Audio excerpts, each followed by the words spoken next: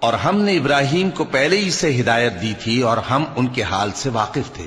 جب انہوں نے اپنے باپ اور اپنی برادری والوں سے کہا کہ یہ کیسی مورتی ہیں جن کی پرستش پر تم لوگ جمے ہوئے ہو، وہ کہنے لگے کہ ہم نے اپنے باپ دادا کو ان کی پرستش کرتے دیکھا ہے۔ ابراہیم نے کہا کہ تم بھی گمراہ ہو اور تمہارے باپ دادا بھی کھلی گمراہی میں پڑے رہے۔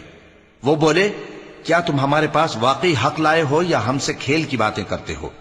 ابراہیم نے کہا، نہیں، بلکہ تمہارا پروردگار آسمانوں اور زمین کا پروردگار ہے جس نے ان کو پیدا کیا ہے، اور میں اس بات کا گواہ اور اسی کا قائل ہوں۔ اور اللہ کی قسم، جب تم پیٹ پھیر کر چلے جاؤ گے تو میں تمہارے بتوں سے ایک چال چلوں گا۔ پھر ان کو توڑ کر ریزہ ریزہ کر دیا، مگر ایک بڑے بت کو نہ توڑا تاکہ وہ اس کی طرف رجوع کریں۔ کہنے لگے کہ ہمارے معبودوں کے ساتھ یہ معاملہ کس نے کیا؟ وہ تو کوئی ظالم ہے۔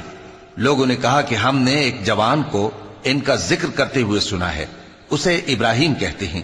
وہ بولے کہ اسے لوگوں کے سامنے لاؤ تاکہ وہ گواہ رہیں۔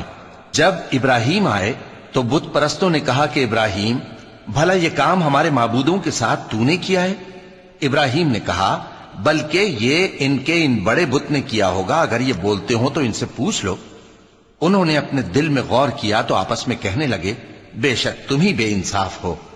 پھر شرمندہ ہو کر سر نیچا کر لیا۔ اس پر بھی ابراہیم سے کہنے لگے کہ تم جانتے ہو یہ بولتے نہیں۔